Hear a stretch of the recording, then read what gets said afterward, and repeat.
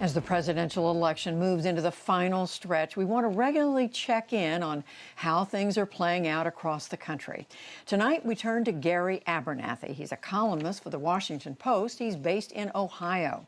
And Sarah Smarsh, she's a Kansas-based journalist and the author of the book Heartland. Hello to both of you. You were with us for the conventions, and it's great to have you back with us again. We just heard Yamisha's report about the pandemic, the disproportionate effect on people of color. I want to start out by asking you about Bob Woodward's book, Revelations, out today, Gary Abernathy, that the president knew in late January how serious it was. He told Woodward he knew it was much more deadly than the flu, and yet he continued to tell the public that it would go away for many weeks after that. I know it's early, this has just come out, but what's your sense of how voters where you are going to react to this? Yeah, thanks, Judy. It's good to be with you and Sarah. I read several of the stories today about the book. I like Bob Woodward's books. I've read several of them. I look forward to this one. I don't know that there's a big contradiction like some people are saying. I know the president said early on it was a deadly situation. He did compare it to the flu. Of course, the flu can be deadly too. But I think the president's motives, and the way a lot of people here will look at it, he wanted to keep the economy open. He wanted to keep things rolling. I don't think he ever really bought into shutting things down, even though eventually he kind of had to. But I think most people here who support him are going to say, yeah, we all kind of knew it was deadly, and that's not really big news. Now, others will, of course, make a case that, hey, he was hiding this, he was covering up. But I think a lot of people here will just say, yes, he knew it was deadly, but he was trying to keep people calm. He didn't want to panic across the country. He wanted things to remain as normal as possible. Of course, it also meant that he didn't take some of the sweeping steps that some say he could have taken, should have taken, arguably, if he had publicly acknowledged the severity of it. But Sarah Smarsh, what about you? What about Kansas? What do you think? It's early, but what's your sense of how people may react? Well, I agree with Gary that, his existing supporters, the president's existing supporters, likely will not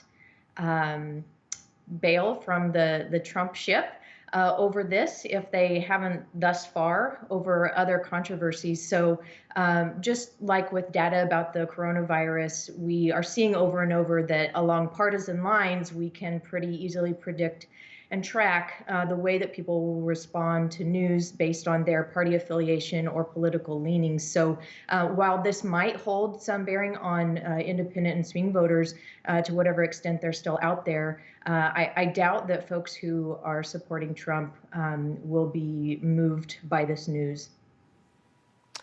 And I mean, there's so much else to ask you about the book, a number of other derogatory comments about the president by people high up in the administration. But I do want to move on to the economy, to however people see Gary Abernathy, where you are, the economic message coming from the president versus what they may or may not be hearing from Joe Biden. What's your sense of how people are reading that? I think that a lot of people, again, it kind of goes back to what we talked about before, Judy. People weren't happy where I live that everything was totally shut down to begin with. They felt like a more targeted approach was necessary where there were hot spots across the country.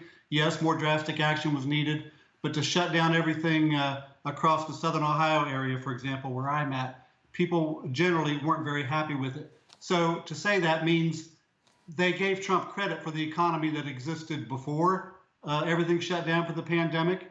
And I think that they believe his policies worked then.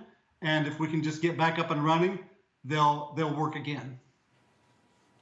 And Sarah, what about you? I know you talk to folks a lot, and you were sharing with us today. But tell us what you're hearing, what people are perceiving as they sense or hear the messages. What's coming through to them about the economy?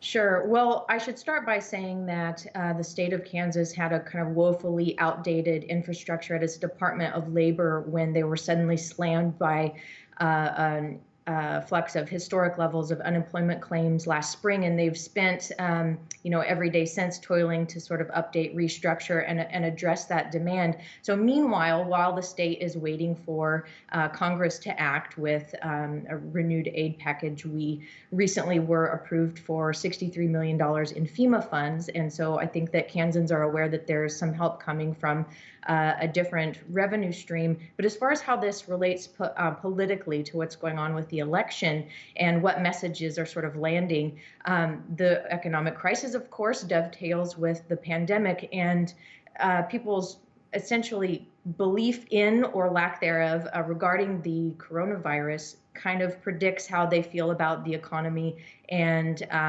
whether Trump is doing a good job or not. So yesterday, the city of Wichita, their city council, that's our largest city in the state of Kansas, held a meeting as to whether to extend the city mask mandate. That was passed in response to the broader county basically revoking the governor's state level mask mandate. There's been a lot of different jurisdictions battling here, and they're passing yay or nay on masks definitely correlates with partisan political leanings. Yesterday at that meeting, for 7 hours, anti-mask wearing sort of self-proclaimed freedom advocates who are definitely giving a line about the economy and the economic imperative to stop imposing such measures on small businesses, held forth at this meeting at the microphone. I think that they are sort of a very vocal minority. Most people that I see around here think that the economy is currently a disaster and that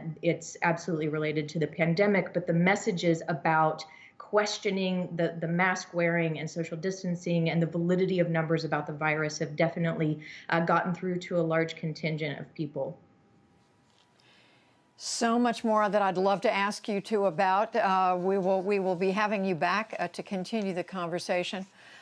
Sarah Smarsh, Gary Abernathy, we thank you both. Thanks for having me.